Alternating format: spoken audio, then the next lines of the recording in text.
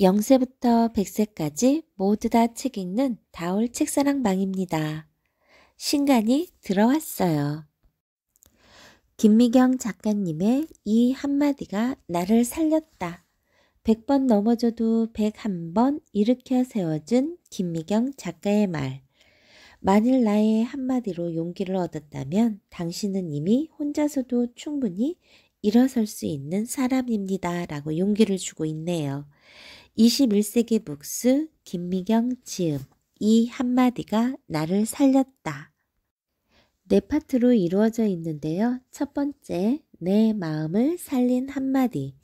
두 번째 파트, 내 일상을 살린 한마디. 세 번째 파트, 소중한 관계를 살린 한마디. 네 번째 파트, 내 꿈을 살린 한마디. 오늘은 네 번째 파트, 내 꿈을 살린 한마디를 들려드리겠습니다. 불행할 땐 책을 읽어요. 누구나 살면서 무수한 불행과 실패의 순간을 마주합니다.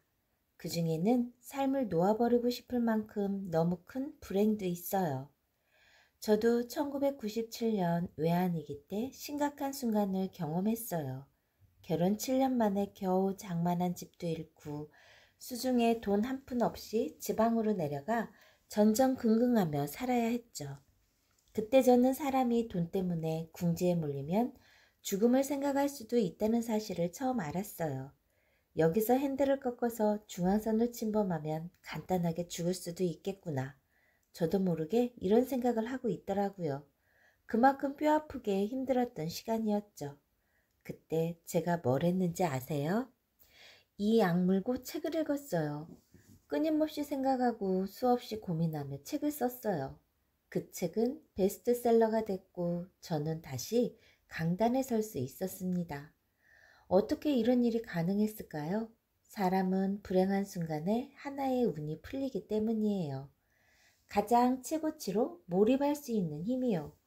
불행의 한가운데 있을 때는 내 불행이 전부인 것 같고 슬픔과 좌절에 쉽게 빠져요. 이 말은 곧 몰입하기 쉬운 상태라는 거예요. 그래서 가장 불행할 때 책을 읽어야 해요. 힘들 때 책 읽으라고 하면 미쳤냐는 소리를 듣겠죠. 이 상황에 책이 눈에 들어오나요? 아마 이렇게 반문하는 사람이 많을 거예요. 그런데 사람은 불행할 때 가장 몰입이 잘 돼요. 책 한 권을 읽어도 전혀 다르게 받아들이죠. 예전 같으면 다른 사람의 아픈 이야기를 미담 정도로 치부하고 대수롭지 않게 넘겼을 거예요. 그런데 내가 불행에 빠져 있을 때는 감정이입이 되면서 마치 내가 그 사람이 된 것처럼 펑펑 눈물을 쏟아내요. 어떤 책을 읽어도 다 내 이야기 같고 나라면 이렇게 할 텐데 라며 아이디어가 막 샘솟아요. 불행 때문에 예민해진 내 마음이 공명하는 거예요. 이미 바닥을 쳤기 때문에 가장 순수한 마음으로 지푸라기를 잡는 거예요. 책 속에는 잡고 싶은 지푸라기가 너무 많아서 예전 같으면 상상도 못할 신선한 생각들이 떠오르는 거예요. 그 다음은 어떻게 될까요? 책 속에서 평소에 나였다면 절대 발견하지 못했을 새로운 길을 만나요. 그게 너무 신나서 내일은 무슨 책을 읽을까 하며 열심히 책을 읽어요. 그렇게 내 인생이 불행의 공간에서 책 읽는 공간으로 장소를 옮겨요. 그러다 문득 나 잘 살아내고 있구나 희망을 봐요. 그렇게 서서히 불행의 시간을 빠져나오고 책을 통해 얻은 나 자신에 대한 희망을 지렛대 삼아 다시 일어나야겠다고 다짐하죠. 그렇게 순차적으로 불행의 시간을 견뎌내고 빠져나와 결국 털어냅니다. 그래서 자신 있게 말할 수 있어요. 슬프고 외롭고 힘들고 울고 싶은 날에는 반드시 책을 읽으라고요. 지금 제 말이 무슨 뜻인지 이해가 안 돼도 내 인생이 불행의 수렁에 빠져 있다는 생각이 들면 책을 꺼내 읽으세요. 당신을 다시 일상으로 건져내줄 동아줄이 될 거예요. 이 한마디가 나를 살렸다. 최선실님은 불행은 잠시 당신을 스쳤을 뿐이에요. 타인에게 힘을 주려면 스스로 성장시켜야 합니다. 라고 했네요. 꽃이 예쁘죠? 여러분들 마음속에도 꽃처럼 화사한 날들이 가득했으면 좋겠습니다. 마음의 온도. 대학에 들어갈 때, 직장에 들어갈 때 우리 정말 열심히 공부했잖아요. 그런데 사회생활에도 공부가 필요하다는 건 잘 모르는 것 같아요. 입시나 취업 공부는 답을 열심히 외우면 높은 점수를 받죠. 하지만 사회생활은 달라요. 정해진 답도 없고 배워야 할 과목도 전혀 다르답니다.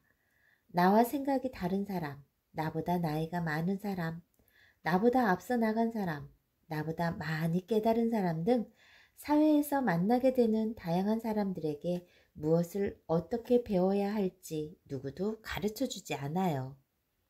사회에서 영리하게 배우는 방법, 제가 살면서 깨달은 2가지 알려드릴게요. 첫째, 마음의 온도가 높아야 해요. 마음의 온도는 배움에 대한 열정을 말합니다. 이 나이에 무슨 공부야? 아, 귀찮아.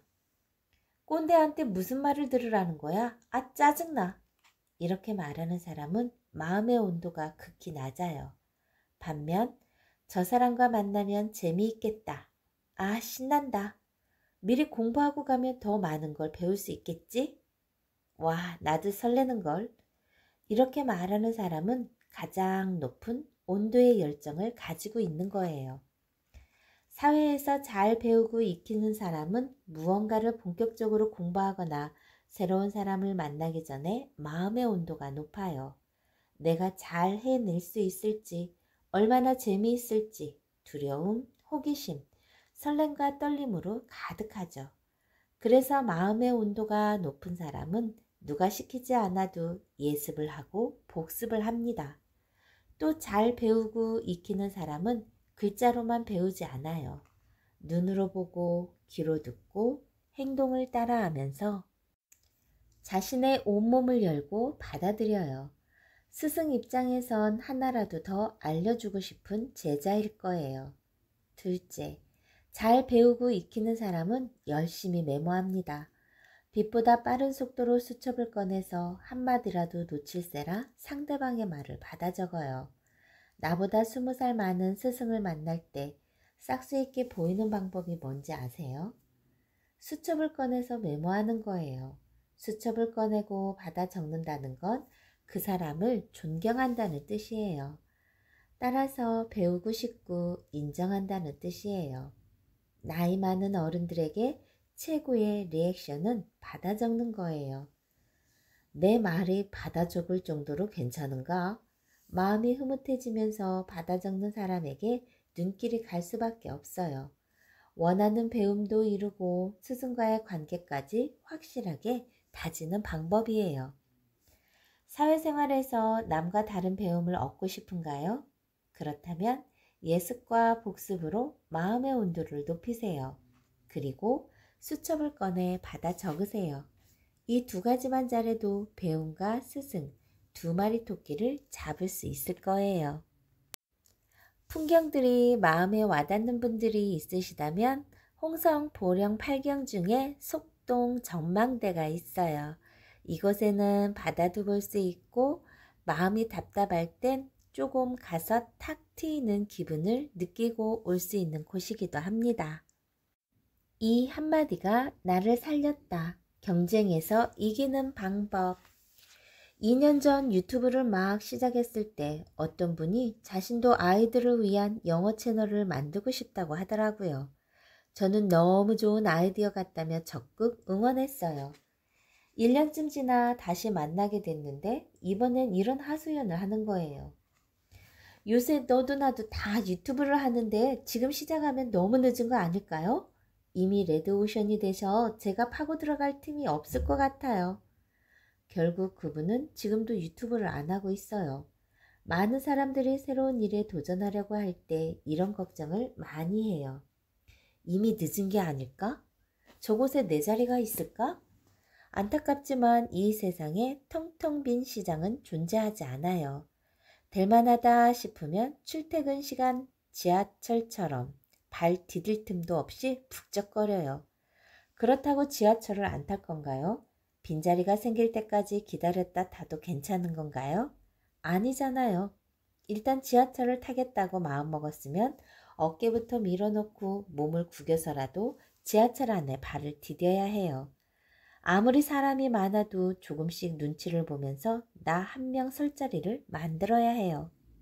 새로운 시작은 그 시장에 사람이 많든 적든 내가 하고 싶을 때가 가장 좋은 때예요. 명심하세요. 어차피 사람이 몇 없는 곳은 안 될 곳인가 싶어서 불안해서 안 들어가요. 그럴 바엔 사람들이 몰려 있어도 잘 될 곳에 들어가는 게 나아요. 제가 지금부터 영어를 배워서 60살 이후에 세계적인 동기부여 강사가 되겠다고 했을 때 얼마나 많은 사람들이 고개를 내저었는지 몰라요. 영어 잘하는 사람이 얼마나 많은데, 세계적으로 동기부여 강사가 얼마나 많은데, 그것도 나이 60에 도전하겠다니 그럴만도 해요. 하지만 지금이 아니면 이번 생엔 절대 못해요. 때마침 오랜 꿈을 펼치기에 지금처럼 최적기인 때가 없어요. 지난 몇 년간 매일 영어 공부를 해왔고요. 아직은 부족하지만 외국인 저자와 인터뷰도 해봤고 유튜브를 통해 메시지가 진짜면 언어 장벽은 아무것도 아니라는 것도 깨달았어요. 전 세계에 동기부여 강사가 많은 게 어때서요? 김미경다운 이야기를 하는 사람은 김미경밖에 없잖아요. 중요한 건 빈자리가 있냐 없냐가 아니에요. 내 빈자리를 만들어낼 자신이 있느냐예요. 이미 늦었다고 내 자리는 없다고 좌절하지 말아요. 출퇴근 시간에 지하철을 타듯이 비집고 들어가 내 자리를 만들면 돼요. 지금이 새로운 시작을 하기에 가장 좋은 때입니다. 나는 가장 운이 좋은 사람이라고 믿고 내 운에 힘을 실어주세요. 무능과 싸워야 유능해져요. 패션 공부를 위해 1년간 밀라노에 갔을 때 저는 제가 얼마나 무능한지를 온몸으로 경험했어요. 영어로 수업을 듣는데 하나도 귀에 안 들어오는 거예요. 생전 처음 해보는 포토샵도 얼마나 어려웠는지 몰라요. 내 옆에 젊은 친구들은 척 하면 척 알아듣고 앞서 나가는데 저는 전날 숙제가 뭔지도 모르고 있더라고요. 열심히 하고 싶은데 뭘 해야 하는지조차 몰라서 멍하니 앉아있기만 한 적도 있어요. 온종일 바보처럼 앉아만 있다가 오면요. 가슴에 불이 나서 참을 수가 없었어요. 그래서 유튜브 동영상을 보면서 하나하나 배우기 시작했죠. 그렇게 2주를 몰입해서 공부하다 보니 실력이 조금 늘더군요. 졸업할 무렵에는 선생님께 칭찬까지 받았고요. 그때 저는 매일매일 성장하는 느낌이었어요. 저의 무능함을 실감하자 어떻게든 유능해지기 위해서 백방으로 뛰어다니며 열심히 노력했거든요. 제 인생에서 가장 무능했던 때가 언제인 줄 아세요? 28년 전 강의를 처음 시작했을 때예요. 그때의 저는 하루하루 성장 속도가 KTX처럼 빨랐어요. 그 결과 이제는 제 분야에서는 유능하다고 자부할 정도가 됐죠. 그런데 이상하죠. 유능해진 순간부터 더 이상 내가 크고 있다는 생각이 안 들더라고요. 예전에는 새로운 걸 알게 되면 기쁘고 작은 칭찬에도 펄쩍 뛰며 좋아했는데 이제는 오히려 그런 감정이 어색하고 낯설어요. 그래서 생각을 했어요. 내가 다시 유능해지려면 무능해져야 하는 거구나 라고요. 내가 무능하다고 생각되는 곳에 있으면 미친 듯이 배우고 노력하게 돼요. 그러니까 다시 유능해지고 싶다면 내가 무능할 수밖에 없는 일을 택해서 그 안으로 들어가면 돼요. 무능과 싸워야 유능해진답니다. 이 한마디가 나를 살렸다. 자신의 무능함과 싸우세요. 나는 내가 믿어야 합니다. 토부장님은 이렇게 표현을 했네요. 내가 나를 믿어주지 않으면 또 누가 나를 믿을까? 새로운 곳에 모르는 것에 나의 찌질함에 당황하지 말고 내가 무능하다고 생각하는 것을 당장 시작하는 님. 그래야 내가 성장한다는 그 말이 마음속에 깊이 들어왔다. 무능을 즐겨라. 유능한 척하고 가만히 있으면 무능해진다. 나는 내 속에 나와 매일 싸운다. 찌질함에 지지 않기 위해서 무능의 터널을 지나기 위해서 지금 내 옆에 나와 같은 처지에 동병상련 엄마들에게 말한다. 그냥 우리의 무능을 인정하자. 그리고 있잖아, 찌질해도 내가 나 좀 믿어주자고 라고 이야기했어요. 이 한마디가 나를 살렸다. 내 인생의 장학생. 제가 유튜브를 시작한 지도 벌써 2년이 지났어요. 구독자 수도 100만 돌파를 앞두고 있고요. 현재는 100만이 넘었답니다. 영어에 엄청 자신 없어 하던 제가 해외 유명한 저자들과 영어 인터뷰도 하게 됐죠. 그러자 이런 질문들이 쏟아졌어요. 유튜브가 뜰 줄 어떻게 알았냐고, 영어 실력은 언제 그렇게 늘었냐고, 나이 50에도 트렌디하게 사는 비결이 뭐냐고 말이에요. 질문을 받고 저도 궁금해져서 가만히 생각해 봤어요. 그런데 별거 없더라고요.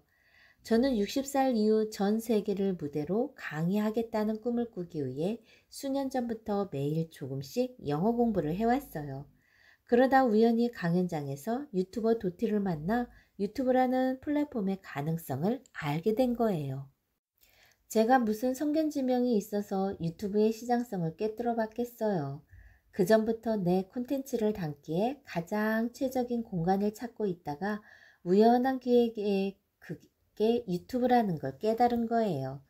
유튜브에 영상을 꾸준히 올리는 과정에서 영어로 강의하는 연습을 하기에도 최적이라는 걸 깨달은 거고요. 하나의 직업으로 롱런하는 사람들의 특징이 뭔지 아세요? 매일 꾸준히 공부하고 자기 인생을 수정했다는 거예요. 벼락치기가 통하지 않는다는 걸 누구보다 잘 아니까요. 띄엄띄엄 보면 강사 김미경이 유튜버 김미경으로 갑자기 급선회한 것처럼 보일지 몰라요. 하지만 저는 매일 꾸준히 유튜브 플랫폼을 공부하고 유튜브에 어울리는 영상을 고민하고 만들면서 유튜버 김미경으로 제 인생의 방향을 조금씩 수정해 왔어요. 아마 몇 년 뒤에 외국에서 강의하는 제 모습을 보고 어떤 사람들은 갑자기 점프했다고 생각하겠죠. 하지만 저에겐 아주 자연스러운 흐름이에요. 이미 수년 전부터 영어 강의를 목표로 저를 단련해 왔으니까요.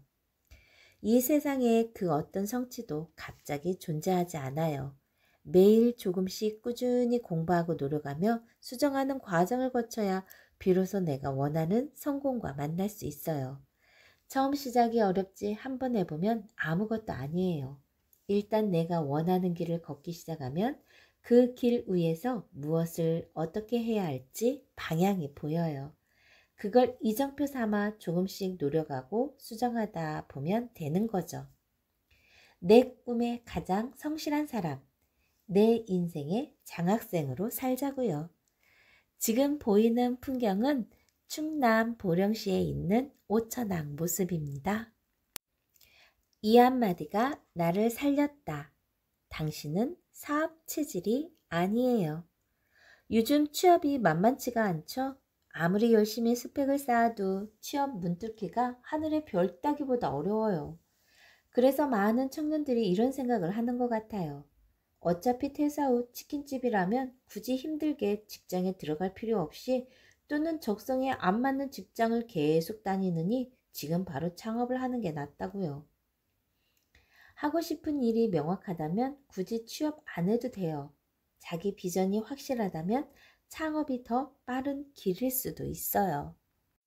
그런데 창업 작업은요? 그동안 모아놓은 돈은 있나요? 혹시 부모님에게 빌릴 생각인가요? 만약 부자의 경우라면 창업은 시기상조인 것 같네요. 돈을 모아본 경험이 없으면 돈을 못 버는 게 바로 사업이거든요.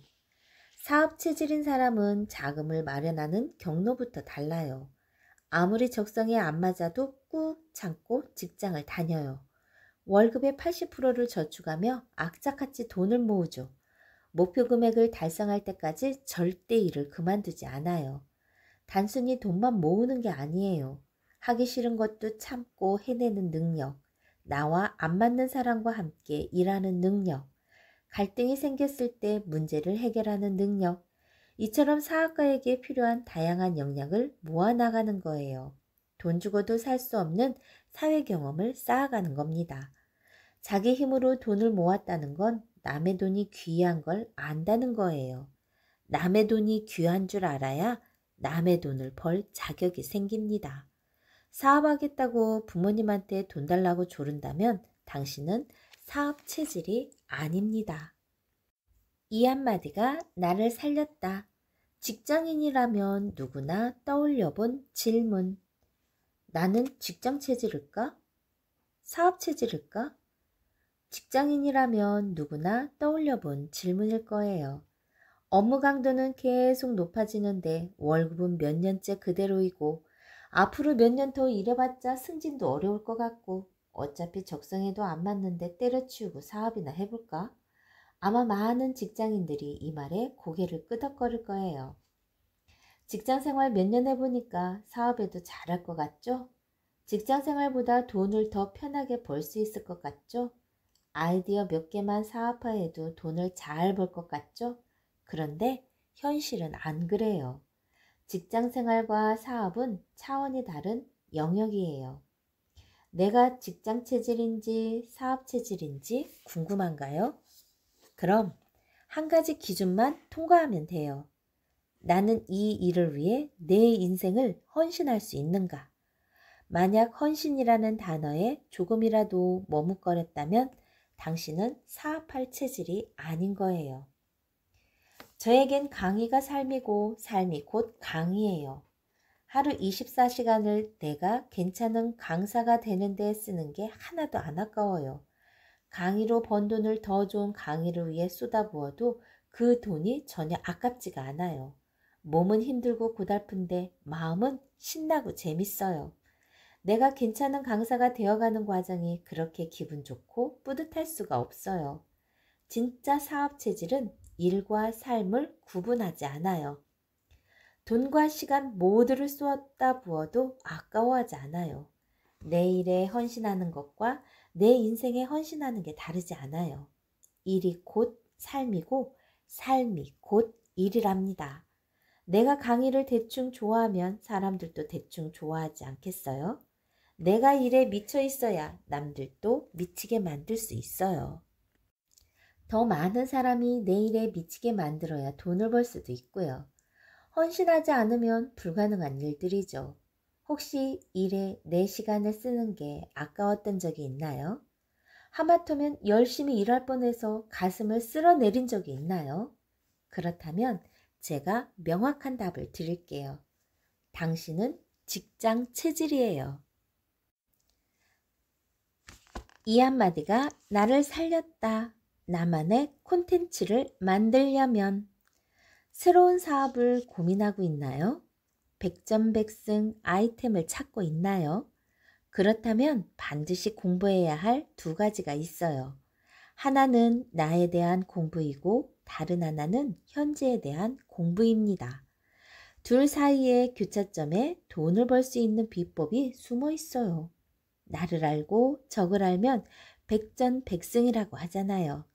인생에서 가장 중요한 공부는 나를 공부하는 겁니다. 내가 잘하는 게 무엇이고 더 잘하려면 어떤 공부가 필요한지, 내가 부족한 게 무엇이고 그걸 채우려면 무엇을 배워야 하는지, 나를 먼저 공부해야 무엇이든 시작할 수 있어요. 현재에 대한 공부도 게을리하면 안 돼요. 제가 각종 트렌드에 관한 책을 읽고 관련 전문가들을 인터뷰하며 깨달은 것은 현재를 모르고 사업을 하면 안 된다는 거예요. 최근 3년 사이에 돈을 버는 방식이 완전히 달라졌어요. 예를 들면 과거 귀농에 필요한 건 성실함이 전부였지만 이제는 새로 배워야 할 게 수두룩해요. ICT 기술을 접목한 스마트팜을 알아야 농사 효율을 높일 수 있고 전자상거래 유통을 알아야 새로운 판로 개척이 가능하며 SNS 마케팅을 알아야 수익 확대를 도모할 수 있어요. 현재를 공부하는 가장 좋은 방법은 책을 읽는 거예요. 요즘 대세인 플랫폼 비즈니스에 대해서도 공부하고 내가 잘하는 분야의 요즘 트렌드도 살펴야 하죠. 부지런히 모임에도 나가고 인맥도 쌓으면 좋겠죠. 그렇게 1, 2년만 눈 딱 감고 공부하면 나만의 콘텐츠를 찾을 수 있을 거예요. 내가 뭘 하면 좋을지 옆에 사람에게 묻지 마세요. 나를 공부하고 현재를 공부하면 가장 좋은 답이 보인답니다. 홍미경님은 나를 포기하지 않으면 내 안에 어떤 콘텐츠도 만들 수 있습니다. 조급해하지 마세요 라고 했네요. 이 말을 가슴에 품고 오늘도 출근한답니다. 이 한마디가 나를 살렸다. 자존감 선물. 유튜브를 시작하고 몇 달 되지 않아 3개국, 13개 도시로 강의 투어를 떠났어요. 저로선 큰 모험이었어요. 한 달간 한국에서 돈 벌 기회를 모두 포기해야 했고 투어에 필요한 비용도 모두 제가 부담했거든요. 한마디로 돈을 버는 강의가 아니라 돈을 쓰는 강의였던 거예요. 그것도 아주 많이. 그런데 저는 강의 투어를 통해 돈보다 더 값진 것을 얻었어요. 내 일에 대한 자존감이요. 처음 강단에 올라 청중을 바라보는데 정말 깜짝 놀랐어요. 오랫동안 나를 기다렸다는 눈빛, 우리를 위해 멀리 와주어서 고맙다는 눈빛, 한국에서는 결코 경험하지 못했던 뜨겁고 절절한 눈빛이었어요. 수많은 도시를 돌며 다양한 교민들을 만났는데 그중 탈북 청년과의 만남은 지금도 기억이 생생해요. 탈북자 신분으로 외국에 살면서 힘든 일이 얼마나 많았겠어요. 사는 게 힘들 때마다 제 유튜브 영상을 보면서 앞으로 살아갈 힘을 얻었다고 하더라고요. 강의가 끝난 후 그 청년을 꼭 안아주면서 저도 많은 눈물을 흘렸답니다. 강의 투어를 마치고 제가 무슨 생각을 했는지 아세요? 내가 이 순간을 경험하기 위해 지금까지 이 일을 해온 거구나. 28년간 강사로 살아오길 참 잘했다. 내 일에 대한 자부심이 엄청나게 커졌어요. 내 직업이 누군가에게 힘이 되는 것이구나. 나 정말 괜찮은 사람이구나. 내 직업이 나에게 자존감을 선물해 준 거예요. 사람들이 왜 재능 기부를 하는지 아세요? 나로 인해 사람들이 행복해하는 모습을 볼 때, 나로 인해 누군가의 인생이 더 괜찮아지는 걸 볼 때, 내가 이 일을 하길 참 잘했구나라고 느끼게 되거든요. 내가 하는 일에서 자존감을 얻고 싶다면 과감하게 하나를 포기하면 됩니다. 돈을 포기하면 당장은 손해인 것 같지만 돈보다 더 값진 내 일에 자존감을 얻을 수 있어요. 이 한마디가 나를 살렸다. 50대는 두 번째 청춘. 인생에는 그 시간에 이르러야만 알게 되는 것들이 있어요. 우리는 그걸 연륜 또는 경륜이라고 말합니다. 제가 50이 넘어서 알게 된 지혜가 하나 있어요. 50대의 모습이 20대의 모습과 매우 닮아 있다는 사실이죠. 무엇이 닮은 줄 아세요? 자유롭다는 거요. 50대가 되고 나니 20대 시절처럼 무척 자유로워졌어요. 내가 돌봐야 했던 어린아이들은 훌쩍 자라 제 할 일을 알아서 척척 해내고 남편도 이제는 일찍 들어오라고 잔소리하지 않아요. 그리고 우리에게는 살아낸 자격증이 있잖아요. 굴곡진 인생의 터널을 지나오며 큰 고비들을 넘었기에 이제는 삶의 많은 문제들로부터 자유로워요. 자유를 되찾은 나에게 가장 필요한 게 뭘까요? 20대의 마음이에요. 그 시절에 내가 하고 싶었던 것들이요. 여행, 어학 공부, 책 쓰기 등 그 시절에 우리가 하고 싶었던 것들 참 많았잖아요. 그때는 시간이 없어서 돈이 없어서 못했던 일들을 50대가 된 지금은 자유롭게 할 수 있어요. 50대가 청춘인 이유는 20대 꿨던 꿈을 다시 소환할 수 있기 때문이에요. 말로만 50대는 청춘이라고 우기지 말고 20대의 나를 소환해서 진정한 50대 청춘을 만들어 봐요. 이 한마디가 나를 살렸다. We are young. 별빛 생각님은 제레드 다이아몬드 교수님은 62세에 이탈리아를 공부했는데 이 언어로 강의로 한대요. 그러면서 본인의 인생에서 가장 빛난 시기는 70세부터 80대라고 했어요. 와카미야 마사코 작가님은 최고령 앱 개발자로 호기심은 나이를 먹지 않는다고 했대요. 독학한 컴퓨터로 게임 앱을 만들었다니 놀랍죠? 김영석 교수님은 100세 나이에 여전히 강의도 하고 수영도 하셔요. 미경쌤은 55세에 영어로 인터뷰를 하고 미국으로 달려가 학생들에게 인상 깊은 강의를 한다고 이렇게 이야기해 놓았네요. 무언가 시작하기에 절대 늦지 않았다. 올 한 해 내겐 가장 강력한 주문과 같은 말, 할 수 있다. 동의어 위아 영을 떠올리며 마무리한다고 했습니다.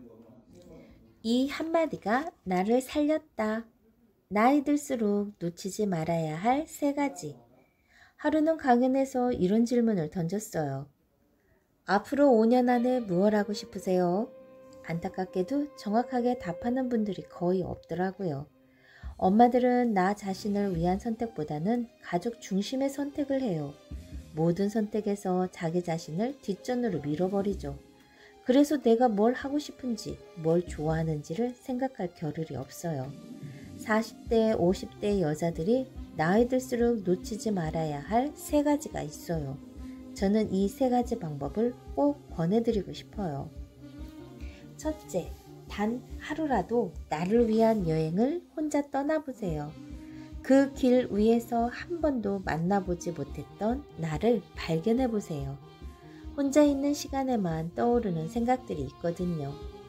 나는 이런 걸 잘할 수 있을 것 같아. 나는 이걸 한번 배워봐야겠어. 이런 작은 생각들이 큰 꿈으로 이루어지거든요. 둘째, 인턴 생활을 시작해보세요. 사회활동 인턴이요. 아이들 키우고 살림만 하다 보면 점점 사회와 멀어져서 일상의 작은 변화도 겁이 나고 두려워져요. 그런데 사회활동을 시작하면 그 안에서 다양한 사람들을 만나고 새로운 많은 것들을 배울 수 있어요. 저는 특히 봉사활동을 권하고 싶네요. 가치와 실력을 모두 얻을 수 있는 최고의 인턴 과정이니까요. 셋째, 밝고 건강했던 예전의 나로 돌아가 보세요. 나를 예쁘게 가꾸고 활력 있던 그 시절로요. 시간은 되돌리지 못해도 몸은 되돌릴 수 있어요. 운동도 하고 안 입던 옷도 한번 입어보세요. 몸이 달라지면 생각도 달라집니다. 물론 이 3가지 방법이 큰 효과가 없을지도 몰라요. 아이들과 일거리를 뒤로 한 채 훌쩍 여행을 떠나고 봉사활동을 하는 것 자체가 어려운 일일 수도 있어요. 하지만 우리 조금만 용기를 내봐요. 되든 안 되든 일단 해보자고요. 나이 든 몸을 데리고 사는 것도 실력이에요. 이제 당신의 실력을 보여줄 때입니다. 이 한마디가 나를 살렸다. 나의 가장 좋은 시절은? 제가 살아보니 여자로서 가장 좋은 시절은 50대부터 시작되는 것 같아요. 애들이 다 커서 내 손을 타지 않으니 하루 24시간이 다 내 거예요. 이제는 언제든지 하고 싶은 걸 할 수 있어요. 경제적으로도 전보다 여유가 생겼고요. 그런데 나에게 좋은 시절이 찾아온 순간 몸 이곳저곳이 아픈 거예요. 네, 맞아요. 갱년기 증상이 하나둘씩 시작됐죠. 저는 50대 중반에 갱년기를 정말 호되게 알았어요. 몸이 예전 같지 않으니 전에 없던 우울감도 느꼈고요. 어쩌면 이렇게 타이밍이 안 맞을 수가 있는지 시간과 경제적 여유가 생기니까 몸이 말을 듣지 않는 거예요. 침대에 누워서 물리치료를 받다가 눈물이 왈칵 쏟아졌어요. 병원을 박차고 나와 곧장 헬스클럽에 갔어요. 그때부터 매일 운동하면서 24시간 내 몸에 대해 생각했어요. 그러자 정말 신기하게도 100일 정도 지나니까 통증 대부분이 사라졌어요. 드디어 나에게 찾아온 좋은 시절과 내 몸이 딱 맞춰지는 느낌이 들었죠. 그때 깨달았어요. 나이 든 몸 데리고 사는 것도 실력이구나. 50대 이유는 머리 실력이 아닌 몸 실력으로 사는 거예요. 그 실력으로 90살까지 잘 살아가는 게 진짜 실력이에요. 그러니 우리 갱년기 때문에 우울해하지 말아요. 갱년기는 나 우울하오 라고 오는 게 아니에요. 앞으로 나이 들어가면서 이렇게 조금씩 아플 건데 너 이제부터 어떻게 살래? 내 몸이 나에게 질문하는 거예요. 우리가 할 일은 적당히 운동하고 적당히 먹으며 튼튼한 몸과 마음을 유지하는 거예요. 내 몸이 하는 질문에 최선의 답을 하면서 가장 좋은 시절에 걸맞은 날을 만들어 보세요. 오늘부터 당장 운동 실천해 보기 어때요? 이 한마디가 나를 살렸다. 다이어트에 필요한 3가지 독. 여자에게 다이어트는 평생의 숙제라고 하죠. 저도 안 해본 다이어트가 없어요. 탄수화물 대신 고기만 먹는 저탄고지부터 16시간 동안 공복을 유지하는 간헐적 단식까지 요즘 유행한다는 다이어트 방법은 다 해봤답니다. 그런데 유행은 없더군요. 지금보다 덜 먹고 더 움직이면 살은 무조건 빠져요. 남들이 말하는 다이어트 방법에 혹하지 마세요. 더 먹고 싶고 덜 움직이고 싶은 나와 싸워 이기는 것만이 다이어트에 성공하는 유일한 방법이에요. 그래도 마음이 잡히지 않는다면 저만의 비결 알려드릴게요. 다이어트에 성공하려면 3가지 독이 필요해요. 첫째, 독종이 되어야 해요. 저는 매일 아침 1시간씩 달리기를 했어요. 아침 강의가 있어서 운동을 못한 날에는 밤 12시라도 운동화 신고 나가 계속 뛰었어요. 매일 제가 정한 운동량과 칼로리 소비량을 무조건 채웠어요. 꼬박 100일 동안 나와의 약속을 동족처럼 지킨 거예요. 둘째, 독서를 던져야 해요. 다이어트 초반에 할 수 있다는 응원이 큰 힘이 돼요. 하지만 몸에 배인 습관은 떨쳐내기가 쉽지 않죠. 며칠만 지나도 더 먹거나 덜 운동하려는 저를 발견하게 됩니다. 그럴 땐 거침없이 스스로에게 독서를 날렸어요. 정신이 번쩍 들 만큼 세게 말이에요. 셋째, 독학이 필요합니다. 많은 사람들이 다이어트에 실패하는 이유는 자신에게 맞지 않는 방법을 썼기 때문이에요. 먹는 걸 좋아하는 사람에게 일일 일식은 고역이겠죠. 활동적인 사람에게 요가처럼 지루한 운동도 없을 거예요. 체형, 식습관, 운동, 취향 등 사람마다 자기에게 맞는 방법이 다를 수밖에 없어요.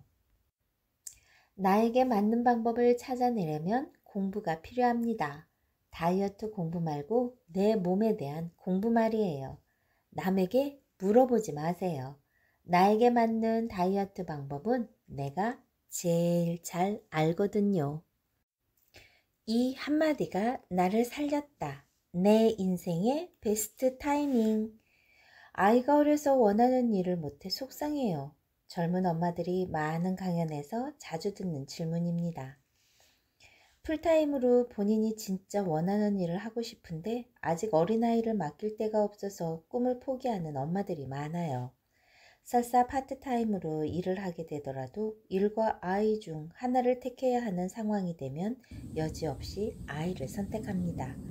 그러다 보니 눈에 넣어도 안 아플 내 자식이지만 가끔은 미운 마음이 울컥 솟을 때가 있어요. 남들처럼 나도 아이 돌봐주는 사람이 있으면 정말 훨훨 날아다닐 텐데 이렇게 하소연하는 경우가 적지 않죠. 그런데 지금 당장은 아이를 위해서 내 꿈을 축소하고 희생하는 것처럼 보이지만 사실은 미래를 위한 저축의 시간이에요.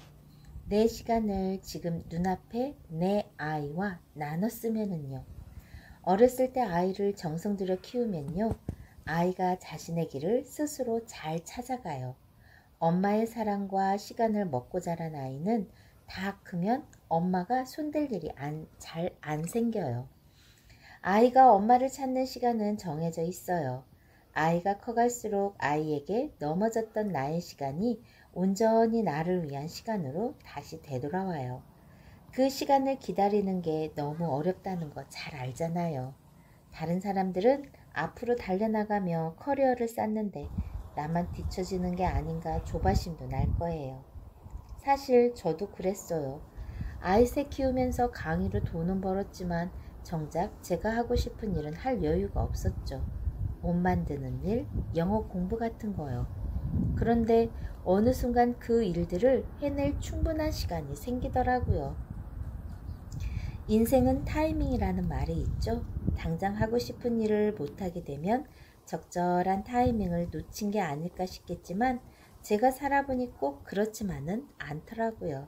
쓸 수 있는 시간이 많아서 열심히 공부하고 적극적으로 도전해도 내가 원하는 결과를 얻는다는 보장은 없어요.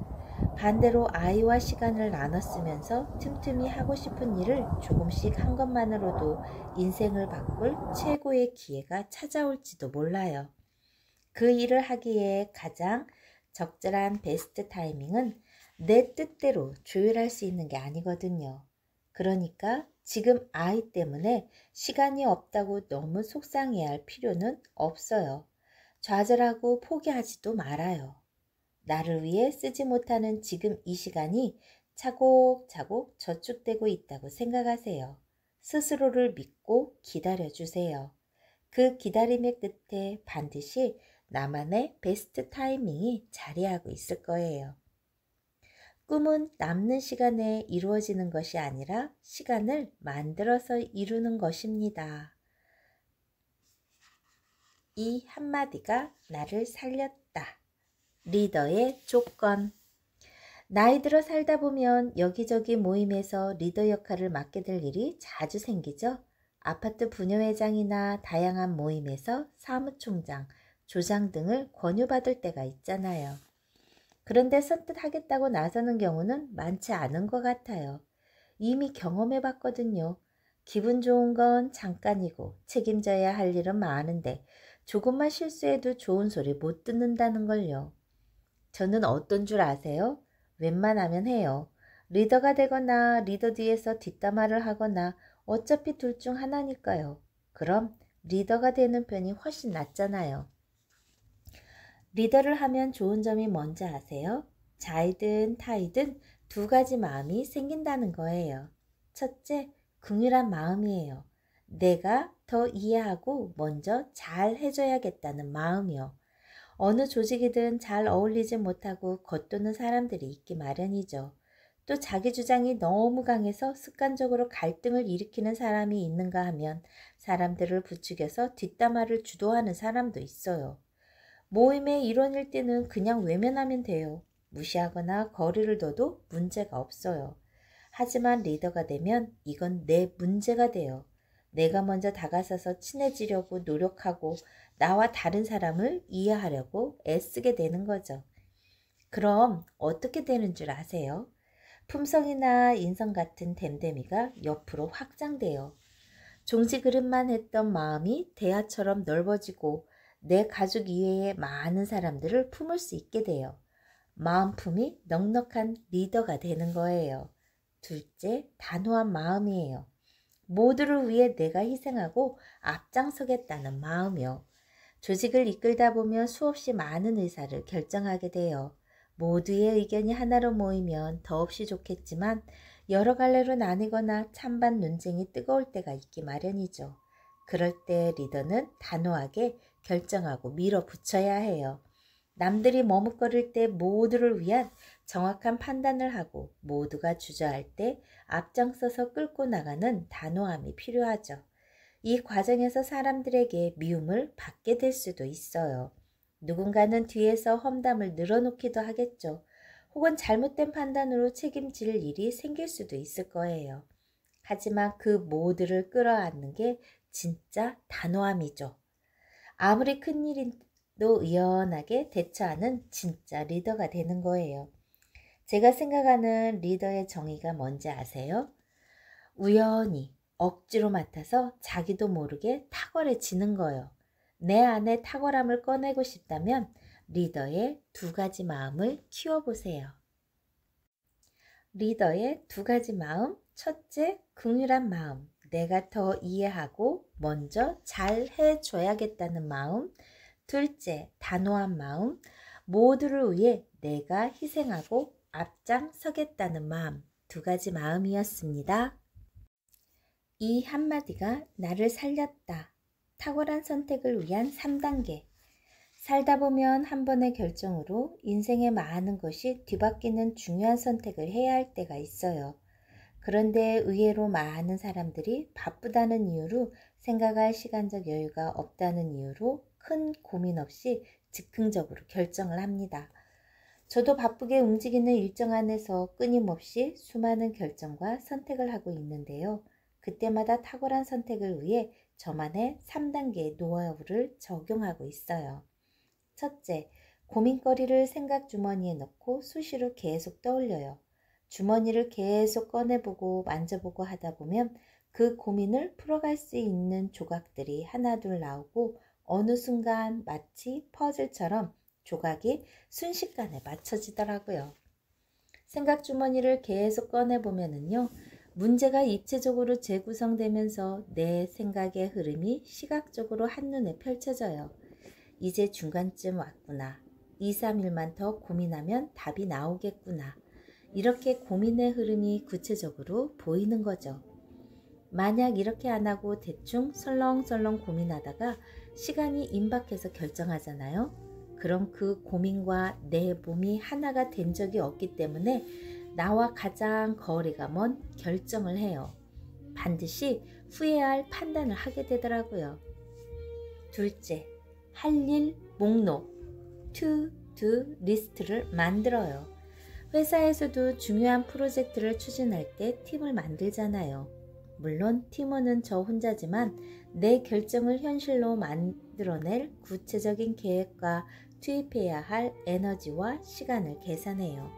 그리고 그 목록에 맞춰 내 몸을 움직이는 거예요. 만약 집을 사는 게 나의 결정이라면 차를 몰고 사고 싶은 집 주위를 뱅글뱅글 돌아요. 그 장소를 자꾸 들여다보면서 계속 생각해요. 내 판단이 괜찮은지 아니면 지금이라도 바꿔야 할지 다시 한번 확인해 보는 거죠. 마지막은 뜸들이기입니다. 몸으로 하고 나면 나머지는 시간을 두고 숙성시켜야 해요. 내가 내린 결정에 혹시 변수는 없는지, 놓친 것은 없는지 가만히 생각의 뜸을 들이면서 완벽하게 보완하는 시간을 갖는 거예요. 인생의 중요한 결정은 나와 함께 해야 합니다. 당장 눈앞의 일에 몸과 마음을 빼앗겨 나에게 생각할 시간을 주지 않으면 엉뚱한 변수가 끼어들어 최악의 결정을 하게 될 수도 있어요. 나 자신과 함께 가장 탁월한 선택을 해내시길 바랍니다. 이 한마디가 나를 살렸다. 당신의 한 단어는 무엇입니까? 세상에는 성공하는 방법에 대해 셀 수 없이 많은 이야기들이 넘쳐나요. 그만큼 성공은 복잡하고 어려운 일처럼 보이죠. 그런데 성공의 노하우는 의외로 간단하다고 해요. 세상의 위대한 것, 끌리는 것, 오래가는 것들은 모두 단순하고 명료한 한 단어로 설명된다고요. 마틴 루터 킹은 평등, 오프라 윈프리는 마음, 윈스턴 처칠은 승리, 그리고 스티브 잡스는 영향력, 이렇게 단 하나의 단어로 이들의 모든 인생과 성취가 설명된다는 거죠. 내 삶에서 무엇을 추구하는지, 나에게 가치 있는 것은 무엇인지, 내 삶이 어느 방향으로 나아가길 원하는지를 담은 내 인생의 한 단어요. 나만의 핵심 가치를 담은 한 단어가 저는 열정인 것 같아요. 저는 사람들에게 제 열정을 나눠주기 위해 강연을 하고요. 50대 중반인 지금도 60대 이후 두 번째 꿈을 열정적으로 준비하고 있어요. 혹시 원하는 성공과 멀어지고 있다는 느낌이 드나요? 그렇다면 나만의 한 단어를 찾는 일부터 시작해 보세요. 그 단어가 나를 성공의 지름길로 안내해 줄 거예요. 이 한마디가 나를 살렸다.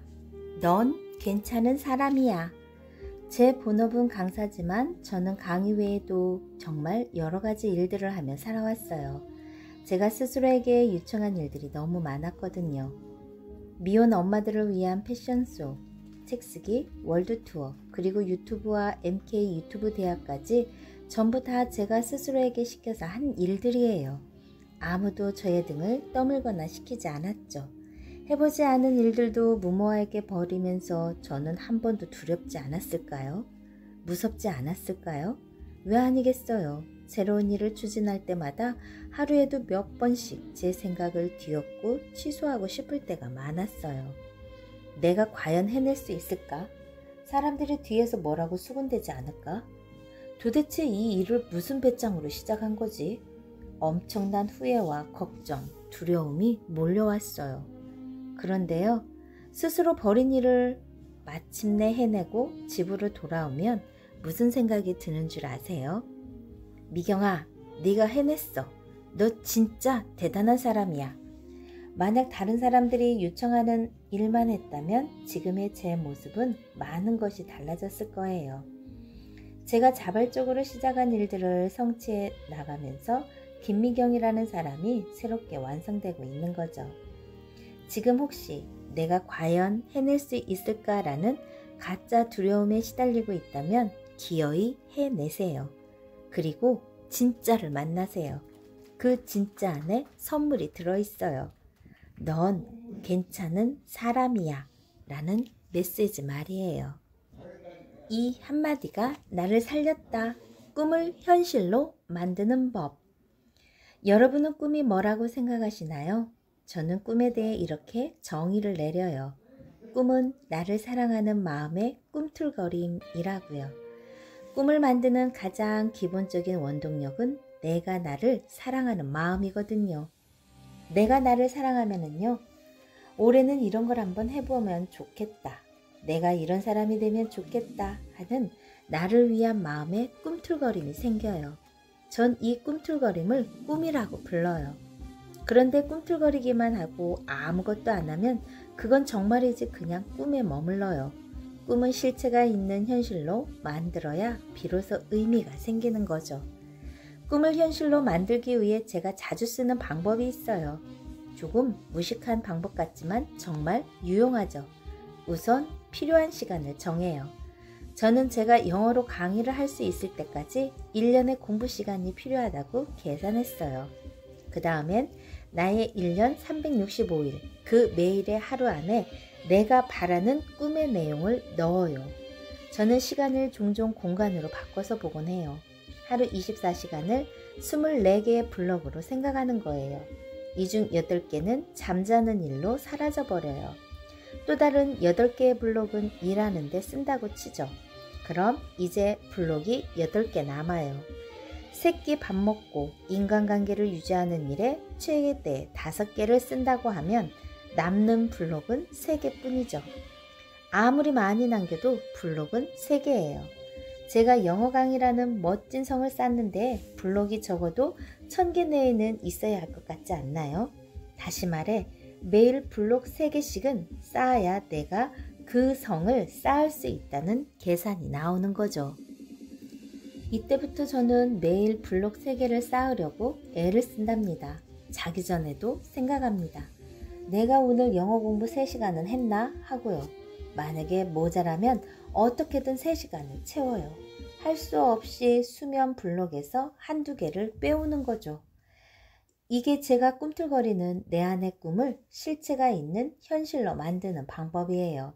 그냥 시간으로 셈하는 게 아니라 쌓아갈 수 있는 공간적 구성물로 보면 나를 설득하기가, 나를 움직이기가 훨씬 수월해요. 실체가 생생하니까 느껴지죠? 매일매일 벽돌을 쌓아가는 내가 그려지니까요. 이 한마디가 나를 살렸다. 당신이 움직이기로 결심한 그 순간 비로소 완성됩니다. 이 시대 최고의 여성 멘토 김미경 작가의 말 베스트 컬렉션. 말 한마디로 용기를 얻었다면 그건 말이 감동적이어서가 아니라 당신이 혼자서도 충분히 일어설 수 있는 사람이랍니다. 만약 말 한마디로 위로를 받았다면 그건 말이 훌륭해서가 아니라 당신이 스스로를 살릴 수 있는 힘을 가지고 있기 때문이래요. 김미경 작가의 이 한마디가 나를 살렸다 였습니다. 만일 나의 말 한마디로 용기를 얻었다면 당신은 이미 혼자서도 충분히 일어설 수 있는 사람입니다. 김미경 작가 21세기 북스. 좋아요, 구독 꾹 눌러주시면 계속해서 함께 할 수 있어요. 오늘도 좋은 하루 되세요. 감사합니다.